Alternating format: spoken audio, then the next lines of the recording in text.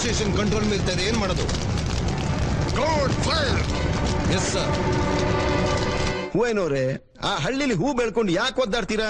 ನೀವು ಪೇಟೆಗೆ ಬನ್ನಿ, ನಿಮಗೆ ಒಂದು ಒಳ್ಳೆ ಗೆಸ್ಟ್ ಹೌಸ್ ಕೊಡಿಸ್ತೀನಿ. ಹೌದು, ಅವ್ರ ಸಾಯವರೆಗೂ ಸುಖವಾಗಿ ಇರೋ ಹಾಗೆ ನೋಡ್ಕೊಳ್ಳೋದು ನಮ್ ಕಂಪನಿ ಜವಾಬ್ದಾರಿ. ನನ್ನನ್ನು ಕೊಂಡ್ಕೊಳಕ್ ನೋಡ್ತೀರಾ? ನನ್ನನ್ನು ನಾನು ಮಾರ್ಕೊಳ್ಳೋದಿಕ್ಕೆ ಸರ್ಕಾರಿ ಅಧಿಕಾರಿನೂ ಅಲ್ಲ, ಇವ್ರ ಹಾಗೆ ರಾಜಕಾರಣಿನೂ ಅಲ್ಲ. ನೀನು ಈ ರಾವಣನ ಜೊತೆ ಜಟಾಯು ಹಂಗೆ ಹೋರಾಟಕ್ಕೆ ಹೊಂಟಿದ್ಯಲ್ಲ, ನಿನ್ ರೆಕ್ಕೆ ಉಳಿತಾವ? ಜಟಾಯು ಸಾಯಬಹುದು, ಆದ್ರೆ ಅದು ಸೀತಾನ ರಕ್ಷಣೆ ಮಾಡೋದಕ್ಕೆ ಸಹಾಯ ಮಾಡ್ತು. ಕೊನೆಗೆ ರಾವಣನ ಗತಿ ಏನಾಯ್ತು ಅಂತ ನಿಮಗೆ ಗೊತ್ತಿರ್ಬೇಕಲ್ಲ. ಈ ಭೂಮಿ ನಮಗೆ ಸೀತಾ ಮಾತೆ ಇದ್ದ ಹಾಗೆ. ನನ್ನ ತಲೆ ಹೋಗುವವರೆಗೂ ನಾನು ಆಕೆ ತಲೆನ ಕಾಯ್ತೀನಿ.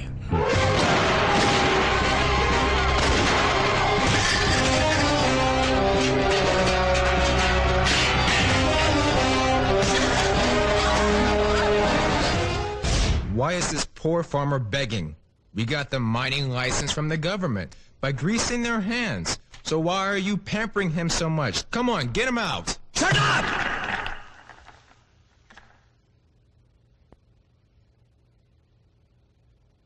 I came here on your invitation as a guest, not as a beggar.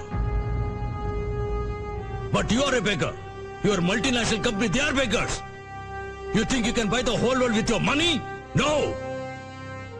We are ready to die. We won't leave our soil. We won't leave our village. ಆಗ ಈಸ್ಟ್ ಇಂಡಿಯಾ ಕಂಪನಿ ಬಂದು ನಮ್ಮನ್ನ ಬೆಪ್ ತಕ್ಕಡಿ ಮಾಡಿದ್ರು. ಈಗ ಇವರು ಈ multinational company ಅವರು, ಇವರು ಜಗತ್ತಿನ ಎಷ್ಟು ಬಡ ದೇಶಗಳನ್ನ ನುಂಗಿ ನೀರು ಕುಡಿದಿದ್ದಾರೆ ಗೊತ್ತಾ? ಈಗ ಇಂಥವ್ರ ಕರ್ಕೊಂಡ್ಬಂದು ನೀವು ನಮ್ಮ ಭೂಮಿ, ನಮ್ಮ ನದಿ, ನಮ್ಮ ಬೆಟ್ಟ ಎಲ್ಲ